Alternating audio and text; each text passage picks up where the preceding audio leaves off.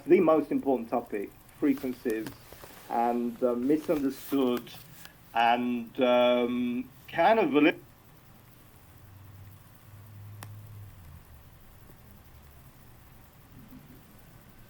Hello and welcome. My name is Lloyd Borrell. My mission is sharing solutions and raising awareness so that we can all live a happy and healthy life in our electromagnetic world. Today, I'm thrilled to have as my guest Sharon Harmon. Sharon is a holistic health PhD who learned later in life that she is what is considered a highly sensitive person. While this explained a lot about her life, she continued to look for alternative therapies that worked for her and her health challenges. Ultimately, this led to her to the world of frequencies, learning how to reduce the negative ones and add more of the positive ones. Now, Sharon works with other sensitive people, helping them understand their body from a different point of view so they feel better and learn to turn their sensitivities into strengths. Sharon is based in Nashville, Tennessee, and you can learn more about her work at sharonharmon.com. That's all one word, sharonharmon.com. Sharon, welcome. Thank you. Thank you for having me, Lloyd.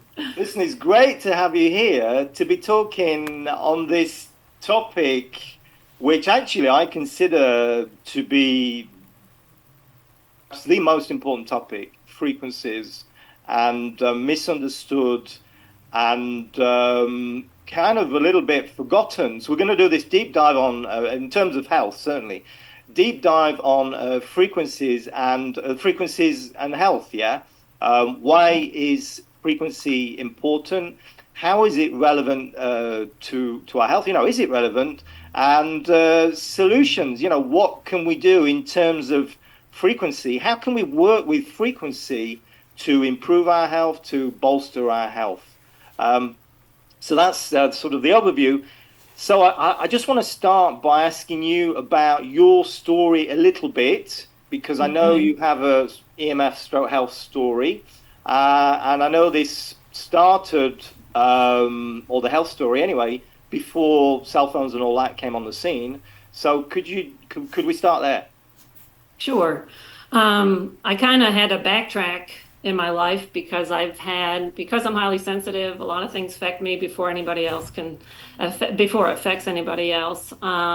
And if I backtrack to my childhood, EMS were affecting me back then and had no clue because my parents put an addition on the house. There was 5 of us kids, so they put an addition on the house. I was the oldest. I got to get into one of the new bedrooms, but the new bedroom had baseboard heating all the way around the room. And and my bed was right up against that. So later in life, once I started delving into EMS, found out how high in magnetic frequencies the baseboard heating is, and that. So I know that was affecting me. And then I happen to have a headboard that so baseboard frequencies, for those of us that don't know, it's something with electrical wires running through it. Yeah. So baseboard heating is electric, and so it's the electricity, will go on high when it's running. So it's not running 24/7, but the magnetic fields from that are extremely high if you read them with a meter. Yes. Yeah. Okay. And then on top of that, I had a headboard with shelves on it. And I had my clock radio right at literally at my head, 24, the whole time I'm in bed, not even on a nightstand to the side. So those 2 things I think affected me. And that might be, nobody knows if we're born into this world highly sensitive, if something shifted in us to make us highly sensitive. I question whether that was one of the culprits, but yeah. So that's how it started off, and then there was a point. So at what point did you realize that EMFs were impacting you and adversely impacting you, and perhaps that it was significant? Yeah, it was later when I had more health problems because actually as a child during from 10 to 16 I had what was called rheumatic fever, which is and I had to have throat cultures done monthly and they always came back positive even after being on antibiotics for 6 years. So that whole thing our whole family went natural. My parents found a naturopathic doctor back then and shifted it, and once we started just shifting our food slightly and adding a few supplements, it went away. So that was another exciting part of learning how important food can be with not knowing anything about EMFs. Just the food back then shifted me so that could heal. But then fast forward, I eventually went to college, went off on my own, didn't eat as well, moved to New York City, where I was bombarded with lots of stuff, and then got This is started what, getting sick back in again. the 90s? Yeah, late 80s, early 90s. Yeah. Okay. And so I still didn't put the EMF thing together back then because, you're around a lot of things in New York City. It was the cell phones were just starting to come out. Those really big brick cell phones were coming out before I left. But then when I got married and moved to the Nashville area, we eventually bought a fixer-upper house, and my husband started having insomnia really bad. I started feeling bad again. And it turns out that the wiring in that house was so old. Again, I was in a high magnetic frequency atmosphere. And we figured that out because I found somebody who can do testing back then, which was very rare. And they confirmed that all the wires, because the wires in the house were so old, they were running through all our floors Mm. and just putting off magnetic fields. And our bed was right next to the meter. There was no smart meters back then, but the electrical meter on the house was right at my husband's head. And his side of the bed was right over the electrical panel in the basement with the old-fashioned type of breakers on it still. So it was really an eye-opening experience. So Yes. we didn't, it was too expensive to change all the wiring at that time. So we just moved our bedroom upstairs and it made all the difference. And that's when I really went into a deep dive on that. And that was still about over 20 years ago. Yes. And so little by little, have learned more. I've learned from you too, all the interviews that you've done over the years. But yeah, just putting all the pieces together. And Yes. what I really see with the people I work with too is how cumulative it is. So if I add up all the different, and even in college, I was working in the copy centers, as a work program, this monstrous copy machines. I sat there for hours making copies. So I had a lot of exposures over the years, and I just think that was cumulative. So now I am sensitive. And I, like you, believe that these sensitivities are a blessing because I know to remove myself from a situation, but magnetic fields, dirty electricity, and wireless are all things that affect me now. And I'm just careful. Everything in our house is wired. In my office, it's wired, Mm. and we're just really careful. Yes. So we're gonna swing back in a moment to, what you can do to the solutions, because there are many, many, many solutions, Yes. obviously.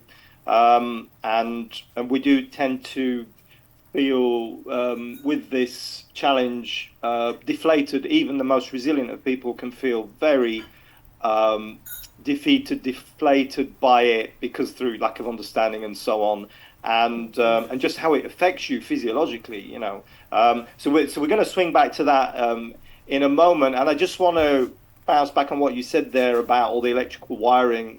When you moved to Nashville. And all that you were experiencing, and the sad fact is that still today, many people are living in homes with high magnetic fields, with high dirty electricity levels, with high EMFs of all kinds from electrical wiring. And they're not even old homes necessarily. So yours was an older home, but Yeah. this is happening, folks. Grounding problems, very prevalent.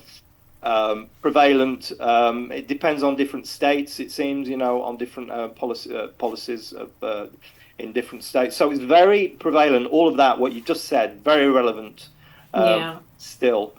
Well, I know in So, the States, I mean, the electrical codes are only, I used to, my previous career was in the corporate interior design world, so I know a little bit about building codes and stuff too, and they're just about safety of fires and preventing fires. They're not about safety of the person and living in the house. Yes. Exactly, exactly.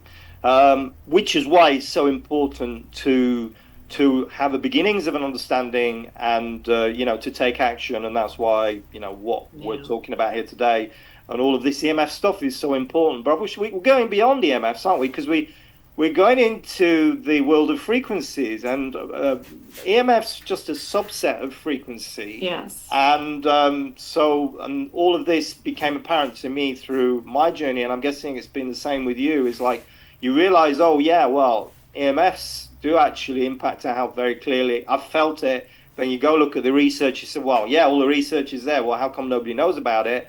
That's another long story. And Yeah. then when you start really thinking about things, it seems frequency is just a part of life. And yet, it's like when we talk about health, it doesn't really enter into the vocabulary of most people, does it? So, Right. how can we explain that? How do you explain that frequency is important to health? Well, there's multiple things I can say about that, but the main thing when I work with people and the way I've learned have come to look at life is to look at everything in your life as positive frequency and negative frequency. Because on the excuse me, on the quantum physics level, everything on this in this world is a frequency, right? A rock, a chair, every organ in your body, so everything's a frequency. The air you breathe, the water, if you look at everything in life as either positive or negative on a frequency level, then it can shift how you do things. Like if, for example, well, an easy example is words. If you say words like hate and you're a jerk and stuff like that, those are negative words, negative frequencies that you can feel. But if you say I love you or it's peaceful, those are positive. But food, you can look at food that way, food from the earth grown by a farmer locally, it would be the highest frequency, or even grown in your own garden, all natural, versus going to the store and getting a highly processed. That's the other end of frequencies. So I tend to look at all of life that way and help people understand that, because the more positive frequencies you can put in your life, the more you can withstand the negative when you are exposed to the negative, whether it's EMFs or a junky meal or something like that. Absolutely. Makes sense. And because obviously there's like more to this than just words. So the words are really kind of like triggers for emotions and other things which are going on. Right. And all that is a frequency, and even I really do believe that a different word, like the same word said by different people, has a different frequency, and all of this is and there is some science behind all of this frequency word. That is just something that I don't know any science on it, but like there's the power versus force book, which Yeah, I'm I sure you're love that familiar with. book. So we've got that scale of, a different, I think he calls it consciousness states. And we've got the high frequency states, which is like love, peace, and joy. And then we've got the Yeah. lower states, which will be like anger, jealousy, and all of those kind of Hate. things, Yeah. hate, and all of that. So yeah, this is really part of life and part of how we live and function. And yet we don't think about frequency. And so it's really just a way of understanding the world. Perhaps another way of understanding the world. Is it a better way of understanding the world? I don't know if it's a better way, but what I do know is that in a world where frequencies are increasingly important because of EMFs, Hmm. if we do think about pretty much everything in terms of frequency, then it helps us, I think, deal with whatever challenges we're facing. Where are you Yeah. on that?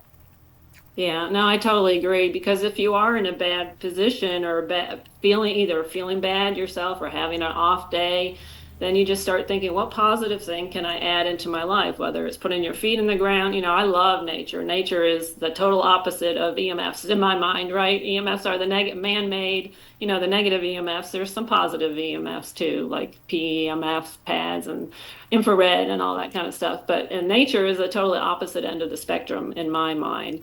Whether you're sun gazing, all the things you talk about regularly, the feet in the ground, walking in nature, sun gazing, gardening, touching the leaves with your hands, all those kind of things. Yes.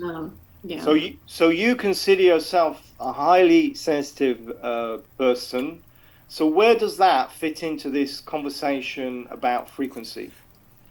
Well, because I'm highly sensitive, um, I can feel things before other people. So I just have noticed these things different. And so when I do a positive, so the benefit of it, or one of the benefits, is that when I do positive frequencies, like even tuning forks at the right frequency, holding them up to my ear, I can feel a shift in my whole body. Another person might not feel that, but Mm, I can. And so I've been able to look at things and see what works and what I can suggest to clients and people I work with because I know it works, if that makes sense. yes. So Yes. that part helps. And it's like music, like you said, with words, different people can say the same word and it comes out differently. And the same with music. People want to tell you that you have to listen to a certain frequency that's all about frequency of love or healing pain, and that's the only way to heal. But if you're listening to your favorite song from when you were a childhood that had Mm, happy memories, that is a positive frequency in mm. my mind. Yes, absolutely. Yes. So when you say like feeling things, Hmm. can you explain what kind of things that you're feeling? That is, yeah, that's the big question. So if let's start with EMFs. So if I am around, like I went with my son for a college tour and I sat down in the auditorium and I could just feel my head compressing, my sinuses, and I'm like, something's not right here. And I look up and there's a booster up at the ceiling. So I moved my seat and went to the back of the auditorium and I was fine. So feelings can help me in that way, but then if something's positive, it can help reduce that feeling that I just had of the negative EMFs and bring me more balanced. It can Mm, feel um, one of my sensitive things is that I can feel some of my organs. Like I can normally feel my heart beating. mm. I figured everybody could do that until I was older. A lot of people don't feel their heart beating. I can feel So food moving where do you feel that? Where do in you my feel that? chest, right where in the No. center of my chest, like your heart chakra Okay. So right area. now, even when you're talking to me, you can feel your Hmm. heart beating. Yeah. Yeah. And I can feel food going through my colon. It's just some unusual things. So I literally can feel results in my body. When Yes. I have a tuning fork, I just feel a calmness go through, or like my nerves just settle down. It's hard to put words to it because it is frequencies. Mm. But hopefully that makes sense. Yes, absolutely. And it does seem as though, to some extent, this is innate. It's like Hmm. you're born this way or you're not. But at the Yeah. same time, I do believe that it's a skill that can be acquired. It's Right. perhaps some True. people can do it better than others or easier than others. But Yeah. I think anybody can do this to some extent. Yeah, no, I agree. It's just like meditation. Some people say, "Oh, I can't meditate," but once they have some training and learn some of just simple steps, they can start tapping into that part of themselves. It's spiritual. Yes. Frequencies and spirituality and all that kind of stuff, I think, are tied together. So yeah, and that is an interesting question, isn't it?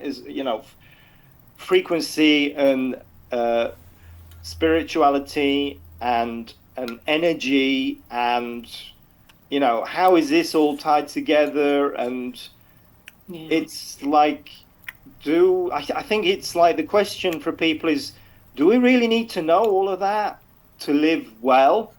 If you're not, if you listen to this and you're suffering, you've got symptoms, be it with EMFs, be it with whatever. Um, Because I know you've got a story with mold, with heavy metals, and you've gone through all of these things. But that's the thing is, do we need to understand all of these things like frequency and vibration and spirituality? You know, Yeah. what is this important to understand? It's a good question. I've met people like yourself, and I think you and I have gone on a similar journey where we got felt the negative effects of EMFs and cell phones and wireless radiation, but um, we ended up in the more spiritual, positive frequency realm because we innately knew that's the direction that we had to go away from the negative things that are affecting us. I think it's just all interconnected and it's part of the path as you learn. I mean, as a child, I learned that food, eating pot, now I look at it as positive frequency type of foods or healthy type of foods, that just shifting that way back then before we had all this craziness of technology was good enough to shift my health, right? Yes, Um, and so I think it's just a journey when you hit a wall with the negative things that you're doing, or whether it's stress and whether stress from EMF, stress from life, stress from work, that you have to go to the other. It forces you to go the other direction, look over there in order mm, to come to the middle somehow. yes, yes. Okay, so we're going to talk about solutions about applying all of this to our lives and how we're going to live better. But something else I want to talk about. So something I just want to ask you before the next topic is like, just where are you today in terms of your health? If 10 is like I'm totally symptom free, and 1 is I've got a lot of symptoms, where are you today? I probably go back and forth between a 6 and an 8, 6 and a 9, Okay. because you go to my house might be safe for me EMF wise, but I go to the store still. I drive on the interstate and stoplights are getting all smart. All the Mm. stoplights around here are smart now. I don't know if you know what that means, but they, are tracking Yes. your cars, they're taking pictures of your cars and sensors to turn the lights on and off. So you just driving, you can get bombarded with stuff. So it's a non-stop situation. And some days I am better going out in nature than others. So it just, I have to walk my talk basically, just like everybody else, Yes. because we live in a crazy world. Yes. Okay. And so one of your tools, so it's really about it's about connecting with your body, it seems, what you do, what you share with Yeah. people, how you help people. And one of the tools is muscle testing. So can you Mm. speak to that? Sure. I actually learned how to muscle test back when I was 16 because of my family's journey, my mom went on her own path of becoming first a kinesiologist, then an iridologist, and eventually a naturopathic doctor. So again, the negative brought the positive.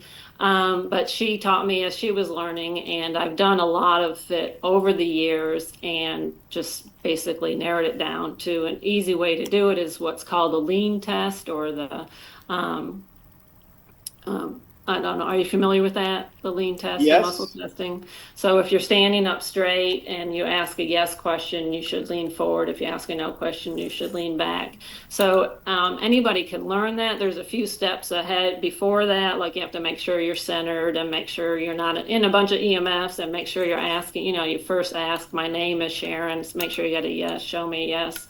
Make sure you get a yes leaning forward.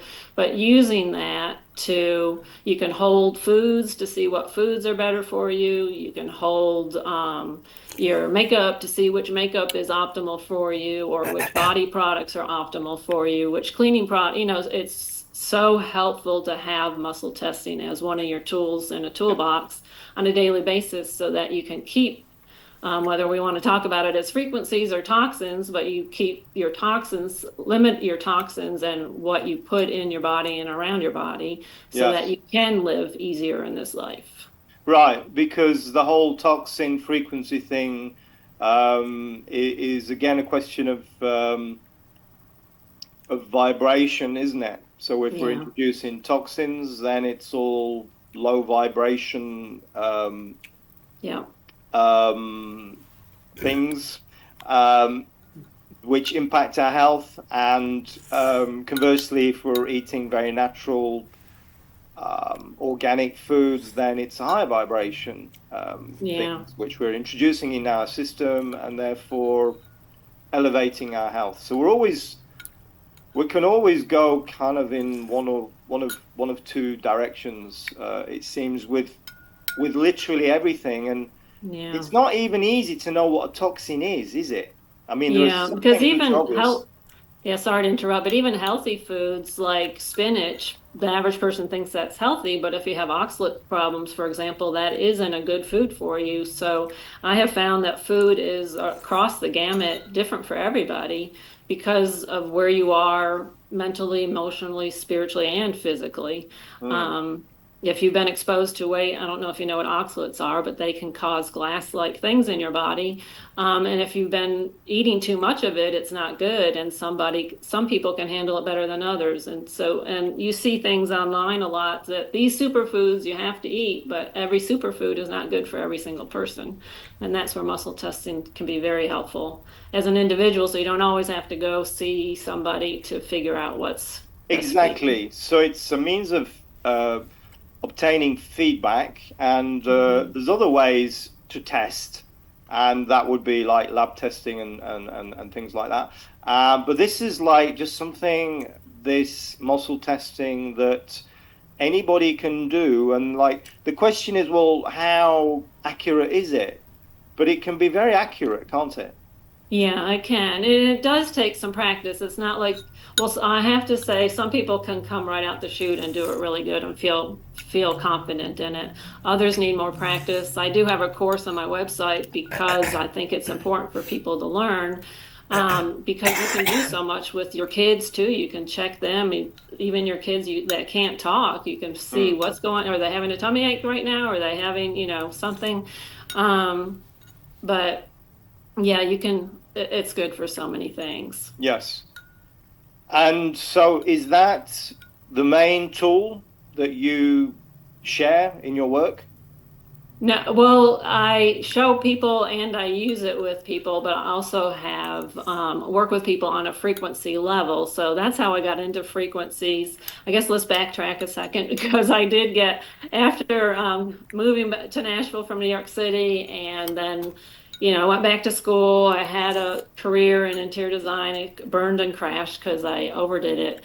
And that's when I found out I had heavy metals at first. Turned out it was also Lyme, um, which is probably from childhood now is what I'm thinking. But anyway, I found people that did bioenergetic testing, and because the medical system couldn't figure out what was wrong with me, the test didn't show anything but frequencies. When I looked at my body from a frequency level, that's when I found out what was going on. Yes. Found the heavy metals, and as I started dealing with the heavy metals, then we found the Lyme. But even, the typical thing for heavy metals today, for example, is going to get chelated. But because I am a sensitive person, the chelation was just too much for my body. So Yes. instead, I went to frequencies and homeopathics combined together, and that was more gentle on my body. So Yes. for me, that was a positive frequency. For somebody else, the chelation would have been a positive frequency. If you look.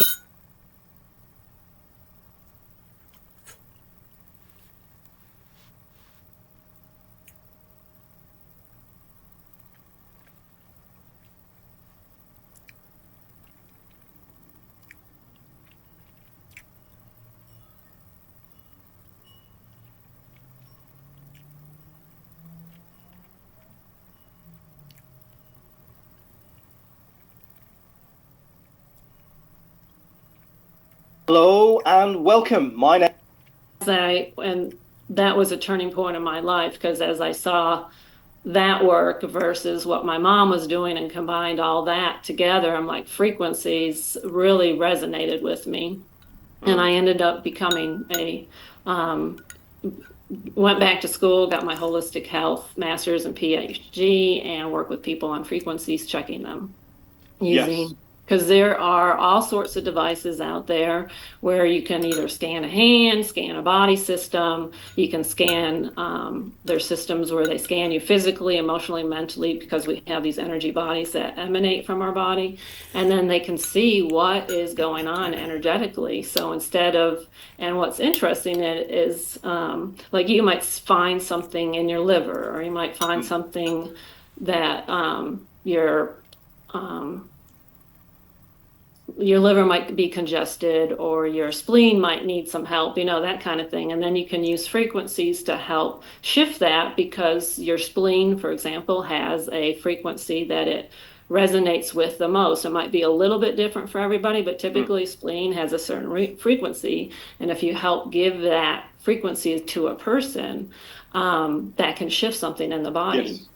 And so it's Yes. very unique and very interesting, but I also think it's where the future of medicine lies, because we are, again, energetic beings more than anything. And science has really delved into the chemical structures of our body, all the physical matter, and they've gotten really good at it, but they kind of lost sight of that. We're a comprehensive body with all these energies in and around us. The metaphysical, um, the physics, the quantum physics. The quantum physics, Yeah. yes, and this technology exists, and it is more comprehensive, without doubt, because we are these energetic beings of frequency, and so if we can do. I mean, there's some amazing pills and potions out there, but that is just so limiting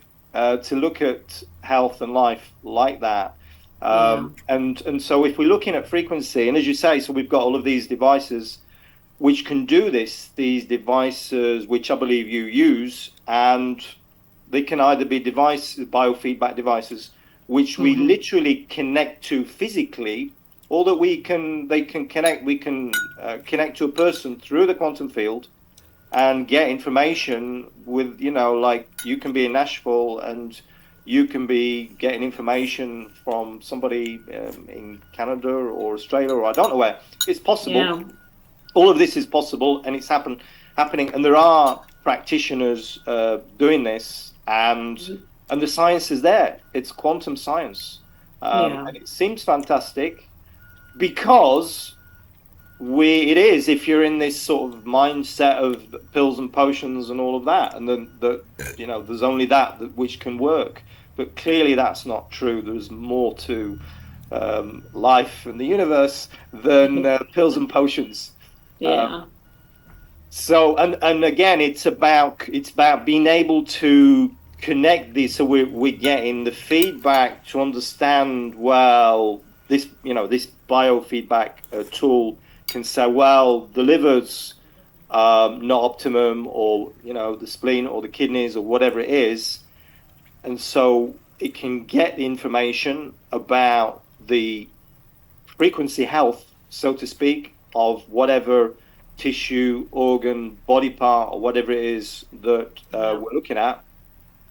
That's the first thing. And then the second thing is, it can send the frequencies, the corrective frequencies, to enable healing, because it's always the body which heals, really, isn't it? It's such a sophisticated system, we can't even begin to really understand how it works. But it's the body. It's all this is just about helping the body do its job. Yeah, you basically, you're giving your own, or the person's immune system, the support it needs to do what it needs to do. I mean, I truly believe anything can be healed. I mean, you might have an organ cut out of you like a gallbladder, but besides that, I truly believe we were made so that to be self-healing, and you just have to give it the right tools. And the medical system in general has some tools, but it doesn't have all the tools. So the frequency realm of things just makes so much sense to me. And I have seen the results in myself and with clients and other people I've met over the years at conferences. It's amazing what it can do. Yeah, I mean, success stories with people that are EMF, I mean, apart from your own, but success stories with other people that you've worked with, where you've been using frequency medicine. Yeah. And the second part of that, though, is because I'm working with frequencies and helping my clients work with frequencies, we still have to go back to addressing the positive and the negative because I might be helping them with the positive frequencies that their body needs. But if they're in an EMF and atmosphere at home, Mm, it's not going to work the same. mm. And that's where I started seeing about 8 to 10 years ago that I had to start, things weren't going like they used to. So I had to start addressing the EMFs in people's homes. And that's where I started to learn more and more that help me, but also help my clients. Because if you're living in a house with a smart meter and you keep your Wi-Fi on 24/7, the frequency work, health work is just not going to work the same. So you have to But address both. we do, and then it's not just EMFs. I mean, it's important to underline EMFs, and I'm doing it all the Yeah, time just because people forget it. But then yeah, it can be like it's as if I'm saying, well, EMFs are the most important thing. This is true. not true. It's not true. They're not the most important. One of the most important forgotten things, that's for sure. Yeah. Well, in But there my are mind, many it's things. important. I'm sorry to interrupt, but in my mind, it's important just because I'm working specifically with frequencies, and that is a frequency that is a negative version of frequency. So those Yes. are more direct. But yeah, it's everything from food to products you use in your house to Yeah. toxic furniture you put in your house. It could be Toxic all furniture, sorts of and things. another one we t tend to forget: toxic people, toxic relationships. All Yeah. that's frequency. If you're living Yeah. with somebody, and it's a constant fight, um, Mhm. day in day out, then that is really bringing you down into these low vibe states, which I mentioned at the beginning. Yeah, Um, good point. yeah, Yeah. and also trauma. It's another big one, which and I'm talking about emotional trauma. I'm talking about things which happened in your past. Yeah. Um, Trauma with a little T, so not the earthquake and not the plane crash or whatever. Which obviously that's trauma, but it's things which you've just forgotten, Yeah. which some kid said to you at school, or your auntie scolded you at Christmas because of whatever, Yeah. spilling your tea on the carpet, whatever. All of that is another form of toxin, another form of um, low vibrational frequency, which gets stored in our body, which gets stored in our energetic system, which gets stored in Hmm. our biofield, which we can walk around with for decades.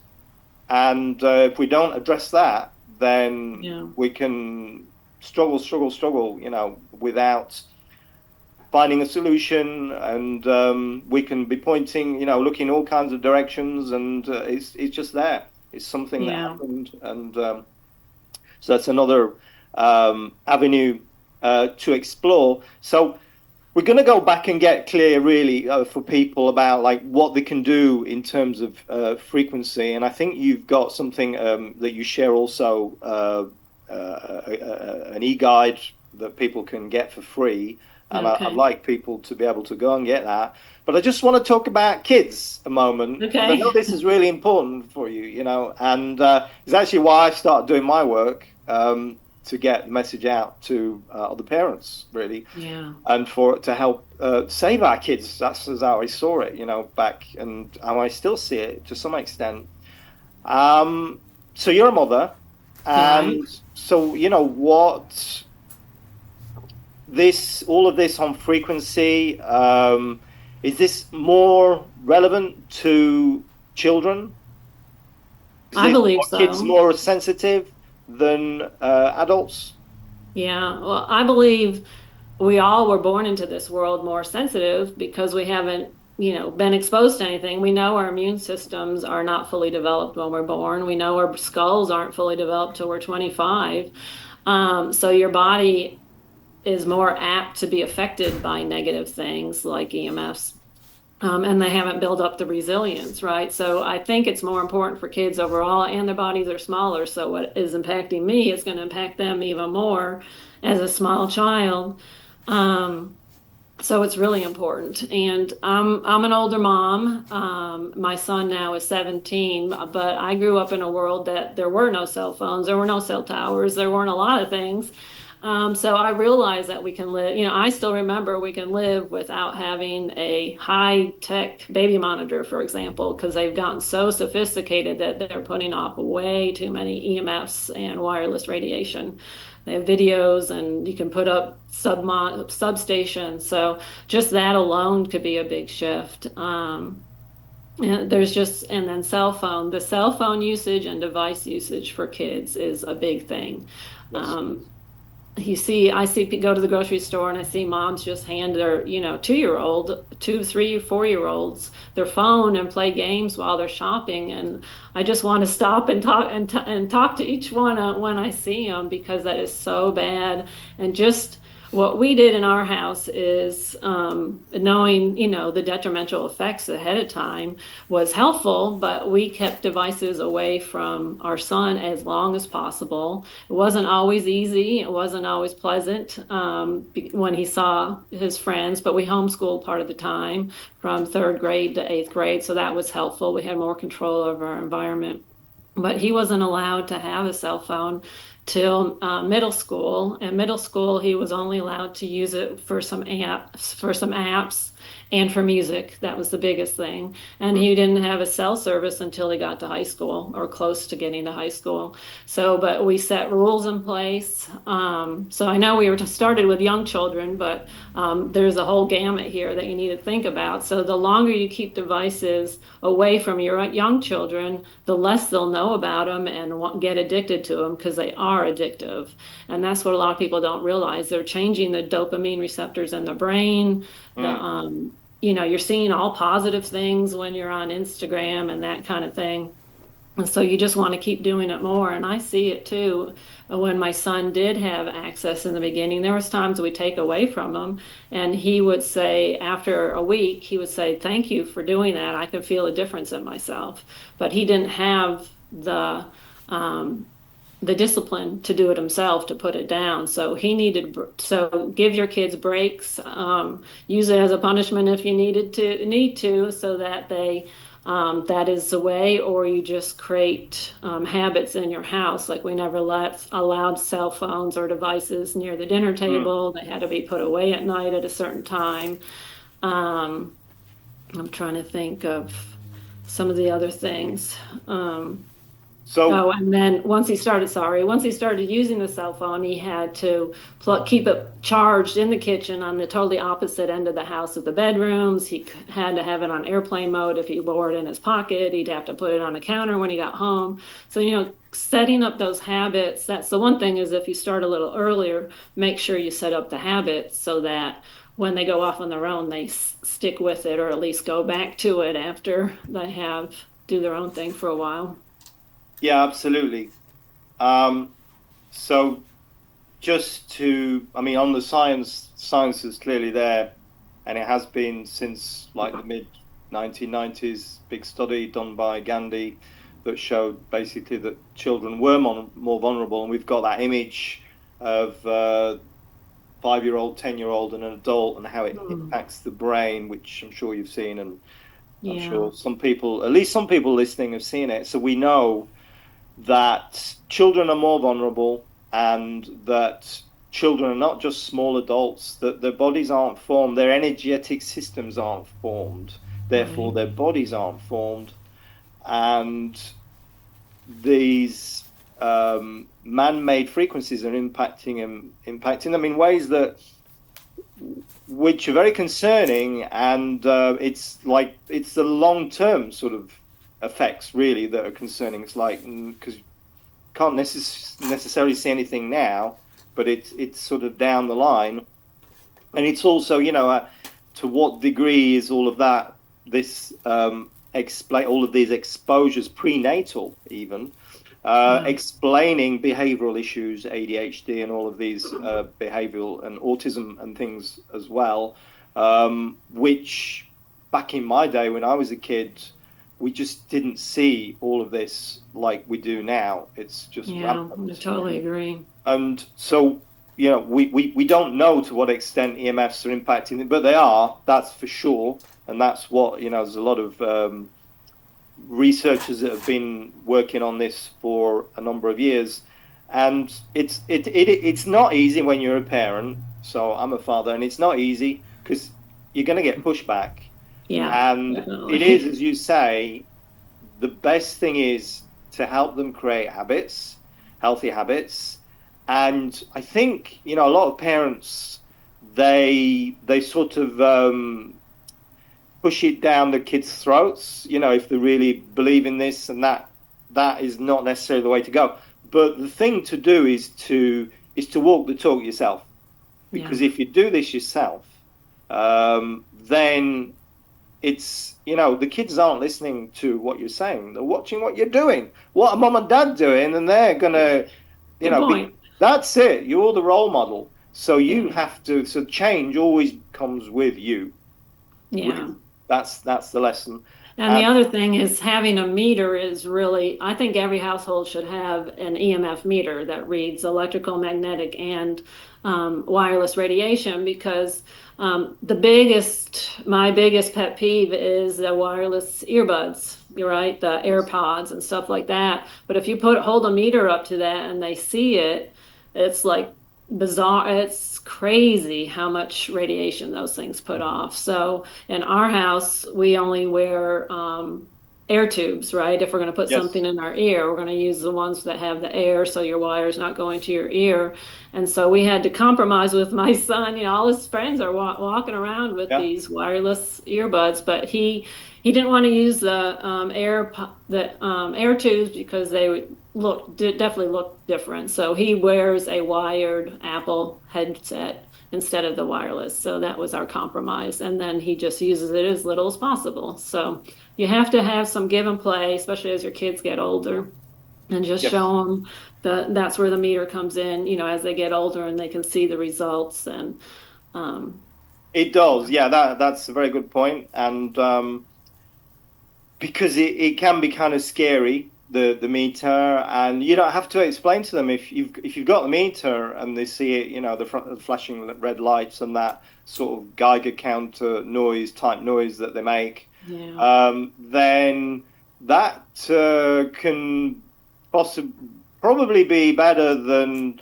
long talks and whatever and fights and all the rest of it. Just get a yeah, meter and show them. Even just hire a meter. Meters can be hired. There's websites that do that as also yeah, as a okay, platform to buy one yourself or club together with friends. yeah, Because you don't need a meter all day every day. A meter shared between two, three, four households is really adequate, and just yeah, keep that's passing good it too. round and do the testing, and Yeah.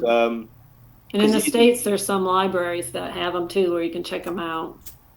absolutely, that's yeah. So libraries and other some in some places, um, and it is something that you need to keep under control and keep monitored. So again, you don't need to do it every day, but it's good to do it at least once a month in your home, because things break down, you buy new stuff, and you bring Yeah, things in, and you never think, or perhaps we think, but most people don't think there's a worrying EMF component to their toothbrush or yeah, whatever, electric toothbrush or whatever it is.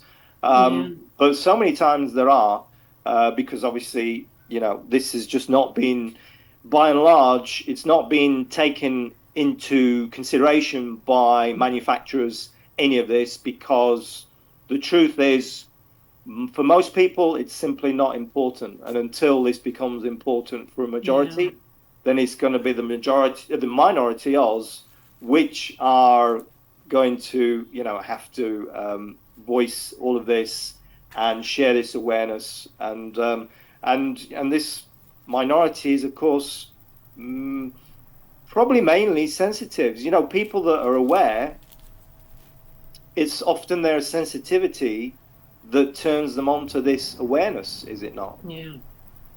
No, I agree. So it's the sensitivity thing. It's back to the sensitivity, is your strength. And yeah, for somebody who's listening who's got symptoms, boy, it does not seem a strength, does it? Yeah. And so that's the challenge, is how to turn that into your strength, into your superpower, how to use that. And so, yeah, so perhaps we can talk about that, is, to give more clarity on that. So it's this, because it seems to be an increasing number of people who are sensitive. There's more and more sensitives around for a whole load of reasons. Yeah. And because of EMFs, but for other reasons as well, probably. Yeah. And so how can we? So you've shared like muscle testing. That's one way. So how can we? I mean, where do we start with all of this? Is it about like thinking in terms of frequencies, good frequencies, bad frequencies? Where do we start with living better as a sensitive person? I'm going to go back to the positive versus negative frequencies, because the more positive you can put in, anything from music to water you drink to the air you breathe, if you're out in nature more and then you go back to your polluted city or your polluted house because it has mold, for example, you know, there's all these different factors you need to look at, but the healthier you can get your air that you breathe, whether you have to use an air purifier, whether you have to remediate your house, or whether Mm, you open the windows more, versus, so you just have to look, if you look at everything that way. I'm trying to think of some other, like movement, having, the right exercise, but there's people who over exercise, and that's a negative, right? You can mm, go too far in one direction with even what would look like a good thing. So just keeping the balance and if you have a center line here and do less and less of the negative and more of the positive, right. then it shifts you. It just shifts you. So, for instance, you mentioned air, quality of air. How would we know? I mean, if you're living in a city, quality of air in your home's possibly not that good. But how Yeah. would you know if you need an air purifier? Is there a way Well, of? one way, like I lived in New York City, and when I dusted my apartment in New York City, the dust was always blackish, right? Because it was exhaust, it was whatever was in the city air was landing in my house. So that's one way to look. And even in the Nashville area, when we lived closer to the city, the dust was darker. We live more out in nature now. The dust isn't as dark. So that's one very obvious way to look.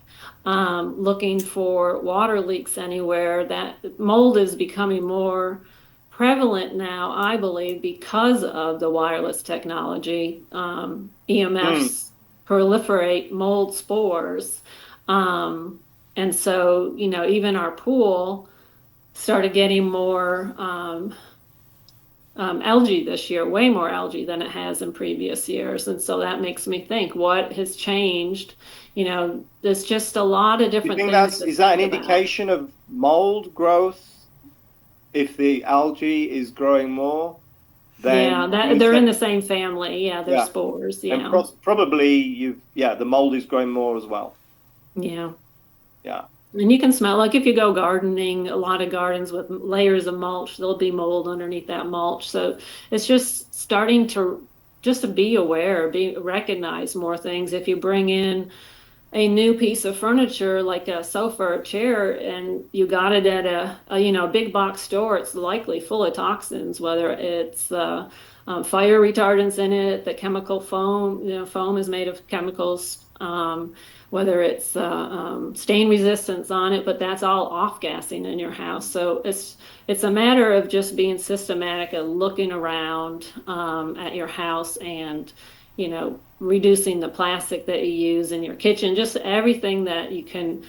It's a lifestyle change, but if you look at everything from positive and negative, then you just slowly go up um, the scale of the Mm, negative, like using cheap plastic, throwaway plastic in your house, to better quality plastic would be a step up, but moving to glass containers where you keep at least your greasy foods that absorb plastic chemicals in glass containers, and just, slowly take steps, because it can be overwhelming to think, oh, I got to change everything, I got to do everything, but you just take baby steps along the way, along that scale of the the negative over here to the positive over here. Yes, absolutely. Baby steps.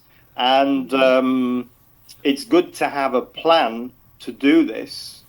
And is that something that you do? Like you give people, like, I don't know, a checklist or something of things to consider?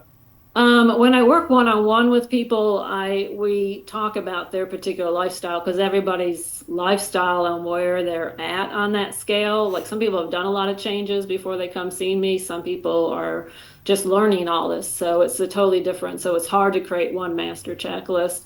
Um, I am in the process of creating a energy sensitive kids course to kind of help go through all of these. That will be a online course.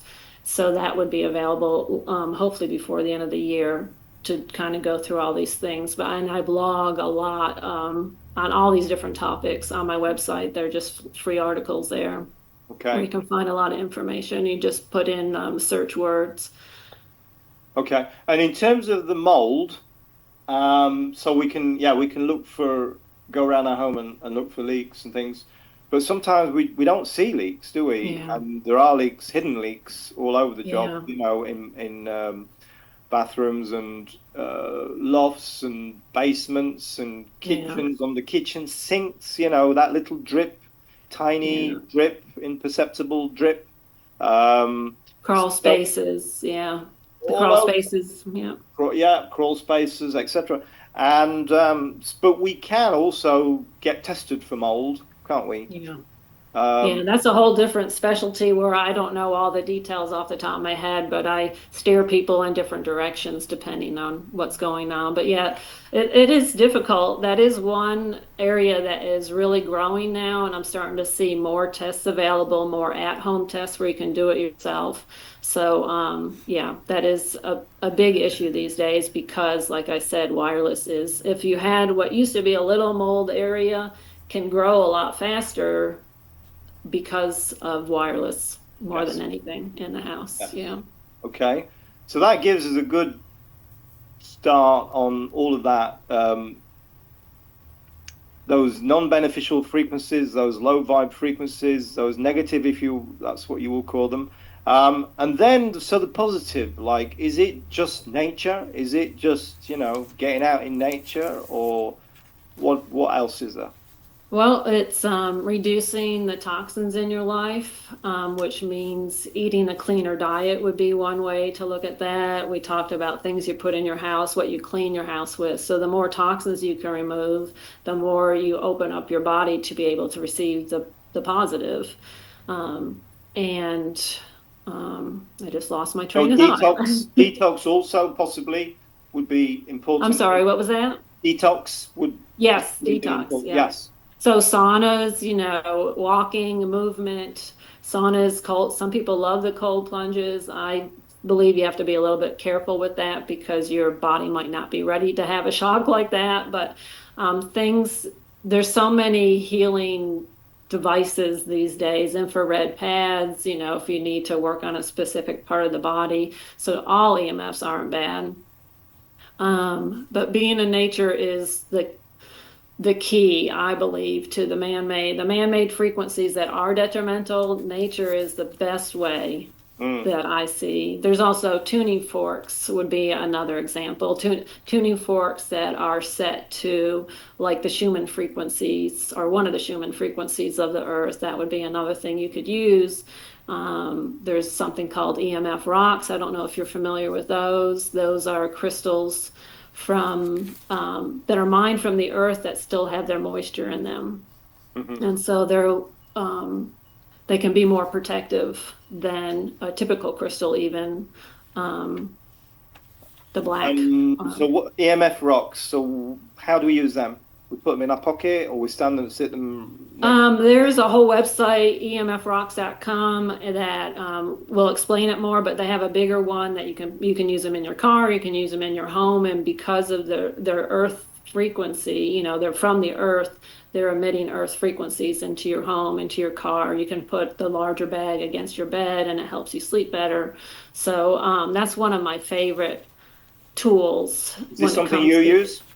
yeah, I use it. I have one in my car. We have them against our beds in our house. And yeah, and I tell my clients about it. Yeah, I Yeah. really like them. And you can also pad on them. Like if you hold it in your lap and pad on it while you're holding different parts of your body, you can send frequencies into your body.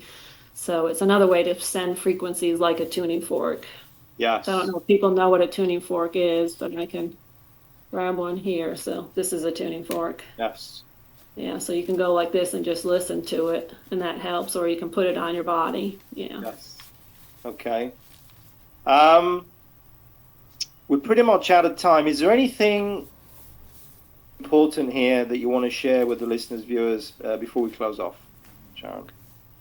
Um, well, I did want to mention something, the spiritual side of things, because I participate in meditation groups. I pray and do all that kind of stuff. But I did want, nobody really talks about this, but EMFs can interfere with that, I believe.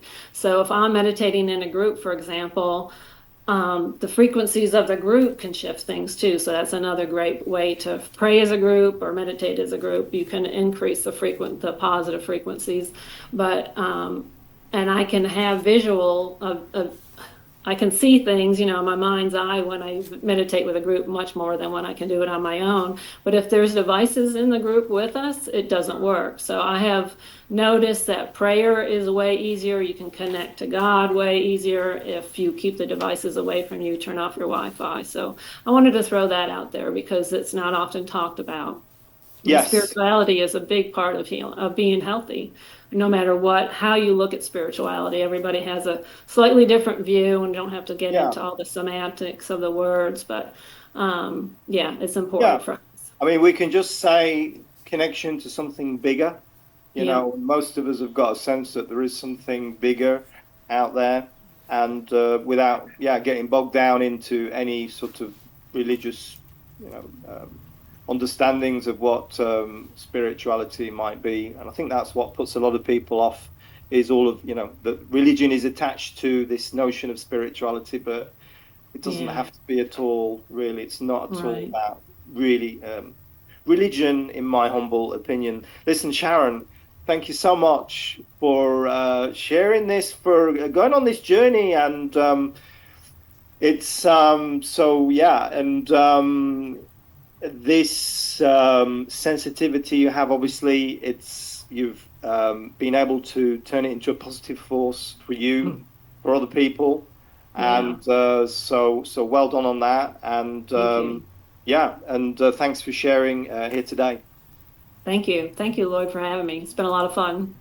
Thank you. And thank you, listener and viewer, for attending this interview. All my interviews are in the EMF Expert Solutions Club with transcripts. Until next time, my name is Lloyd Borrell from electricsense.com. Thanks so much. Have a great day. Take care. Thank you. Bye bye.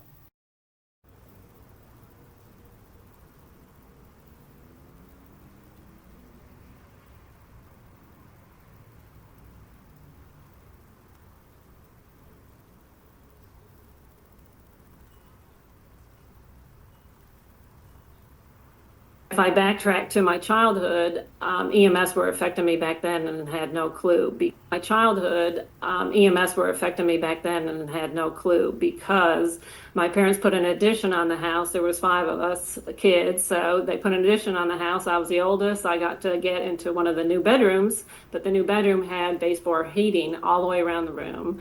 And and my bed was right up against that. So later in life, once I started delving into EMS, found out how high in magnetic frequencies the baseboard heating is, and that. So I know that was affecting me. And then I happen to have a headboard that So had shell. baseboard frequencies, for those of us that don't know, is something with electrical wires running through it. Yeah, so baseboard heating is electric, and so it's the electricity, will go on high when it's running. So it's not running 24/7, but the magnetic fields from that are very extremely high if you read them with a meter.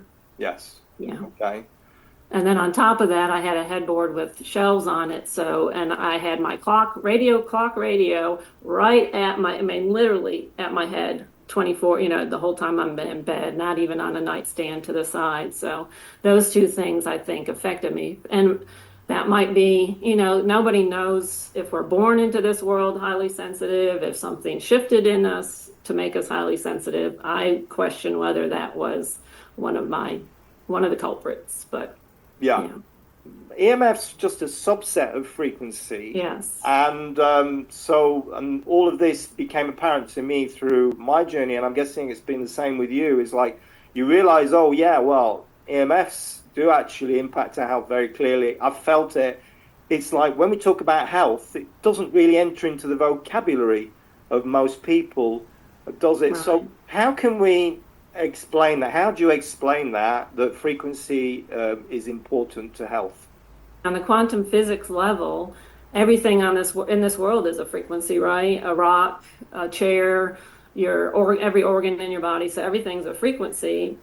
The air you breathe, the water. If you look at everything in life as either positive or negative on a frequency level, then it can shift how you do things. Like if, for example, well, an easy example is words. If you say words like hate and you're a jerk and stuff like that, those are negative words, negative frequencies that you can feel. But if you say I love you or it's peaceful, those are positive. But food, you can look at food that way, food from the earth grown by a farmer locally, it would be the highest frequency, or even grown in your own garden, all natural, versus going to the store and getting a highly processed. That's the other end of frequencies.